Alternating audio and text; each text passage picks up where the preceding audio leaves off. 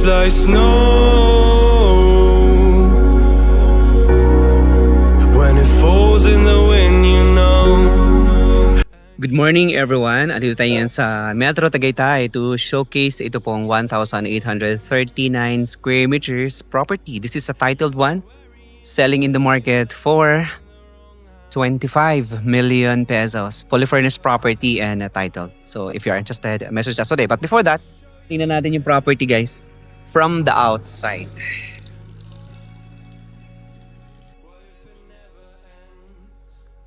Alright, so you have your driveway.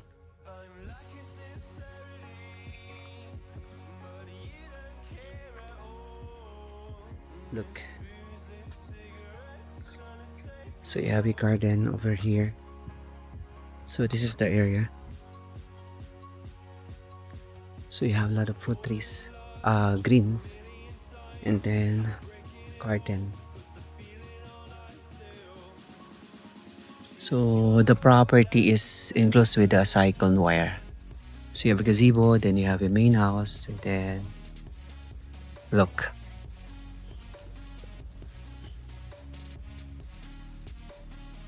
So you have a gazebo over here. And then a wishing well. Ang ganda ng ating landscape, right? Then sa likod, mayroon kang fruit bearing trees. Okay, so this is the house and this is the garden area.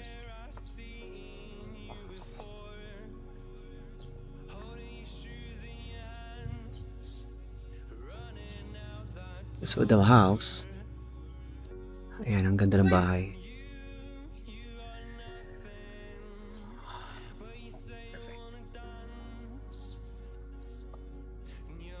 Okay. Tingnan natin sa loob. Anyway guys, no? Kung hindi ka pa nakapag-subscribe sa ating channel, I invite you all to hit that subscribe button and click that bell button to get you notified for whenever we release new YouTube videos. Pasokin natin sa loob. Ang ganda ng bahay, oh. Then you have gazebo and then the wishing well. But before this, no, mayroon ditong magandang spot na magugustuhan nyo. Ito, look, oh. Wow. And then additional. Oh. Right. Wishing well. Look. Tingnan natin sa loob.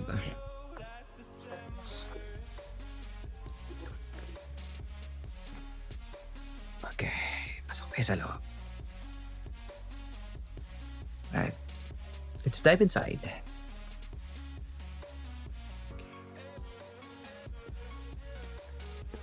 You have your porch. Okay, double door. Alright, ganito yung view. Every day. Very relaxing. And then this is the inside. So upon entering, so you have your living area, kitchen, dining. Right, so ayan, ang ganda ng bahay, no? Wow! So ayan, the living area. Double height ceiling. Ayan. So tama-tama siyang vacation house. So this furnitures stays. Yung mga personal items lang hindi kasama. And you have your kitchen and a bathroom. Ito sa ibaba. Look.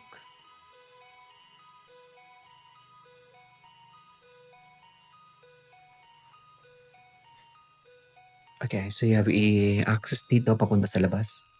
And then this is the kitchen area. And then the shower area.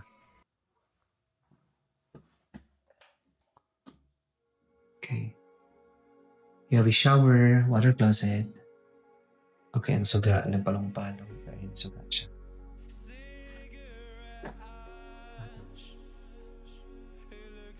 Okay. So ito big. Ayan, konting polish lang ito pero maganda na to. Ganda ng tiles, oh. Ayan. And then the kitchen area.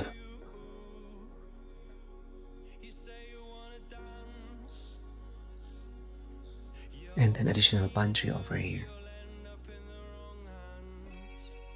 Okay, bago tayo lalabas dito sa back door, kasi dito mayroon siyang staff room and then fruit pantries doon. Tingnan natin sa itaas. Okay, sa second floor. So at least nakikita niyo bawat sulok ng property.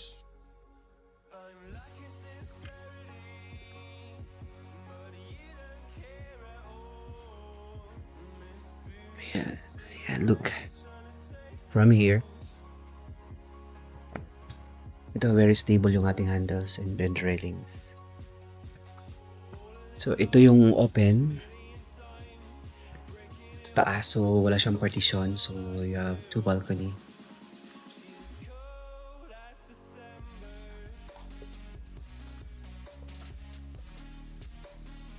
Ayan siya guys. Alright. Look.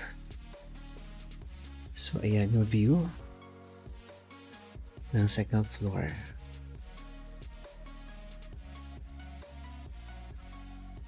So meron siyang mga beds at saka upuan dito guys. Look at that. And then look. Then mayroon kang paikot na balcony. Ang lapad ng mga window. Ayan, very maaliwalas, di ba? Kitang-kita mo yung view ng garden sa labas. Now, dito sa side na to, you have ito, balcony sa paikot. And then you have a shower, bathroom dito sa side na to.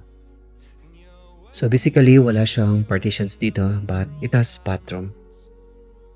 Then additional door papunta sa paikot na balcony. Right, so ito yung pinaka bed area.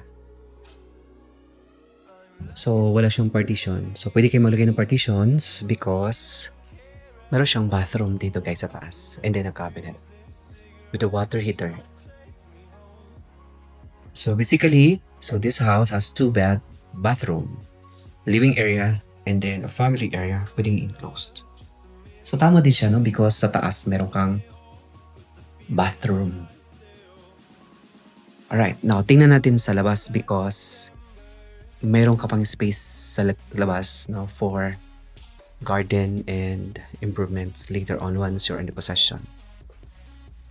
So this is the view. Look.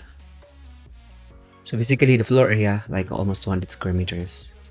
Lot area 1,839 square meters. Now tingnan natin sa labas.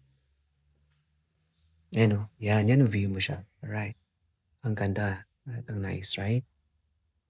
Okay.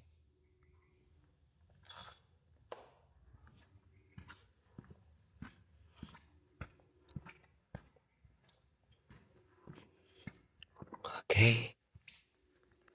Wow. Perfect. See? Beautiful farmhouse. Now, tingnan natin sa labas. At least ma-appreciate nyo yung very raw video natin. Making sure that lahat kayo masatisfied, no? Then, this is a titled property. The seller is alive. Nasa US right now. Dito sa likod, may kitchen. And then, the garden area. So, you have a bathroom. Ayan. And then, kitchen. Pantry area. And then, back door. Ito yung likod. So the house is detached, meaning you have the setback. And then meron siyang water tank. And this is the caretaker house. Then ito yung likod ng property. Look, from here, excuse na muna sa mga gamit guys. So dito ang dami pang mga fruit bearing trees. Ayan o. Wow. Dami santol, may chiko, klase-klase. Daghan pa. Daghan. Nindot, di ba? Okay, malapit lang to sa Metro Manila. So, 1 hour and 30 minutes drive via so either Calax or either Cavitex. So, ito yung pinaka-property boundary. So, dito mayroon kang maraming mga rambutan. Daming rambutan at saka ang daming ito. Look, rambutan yan. May bunga na. Ayan, ang daming mong basket of rambutan dito pag nag-harvest kayo. Then ito yon. May mangga, may santol, may chico, may nyog, rambutan, dragon fruit, at marami pang iba. So this is a titled property, selling in the market for 25 million pesos. Meron pang portion dito na hindi pa natin na-cover. So, itong video na to, very helpful po ito, lalo na kung nasa US, nasa abroad kayo, then planning to invest the property here in the Philippines. At napapanood nyo yung mga ganito klaseng video, very helpful ito sa inyo po magiging decision. Then, kasi this is the actual. Look, meron ka pa ditong napakagandang spot. Very classic. Yes, pwede siyang gawing events area or a Airbnb place. Ang kulang na lang dito swimming pool, pero we have a lot of space pa. Pwedeng maglagay pa ng swimming pool. Ang ganda rin ng wow. Right, lalo na itong mga plants dito. Look at that. Alright.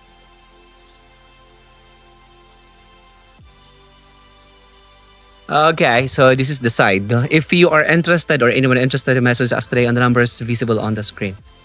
My name is Ray and I hope to see in our next one. Mayroon pa pala doong durian tree.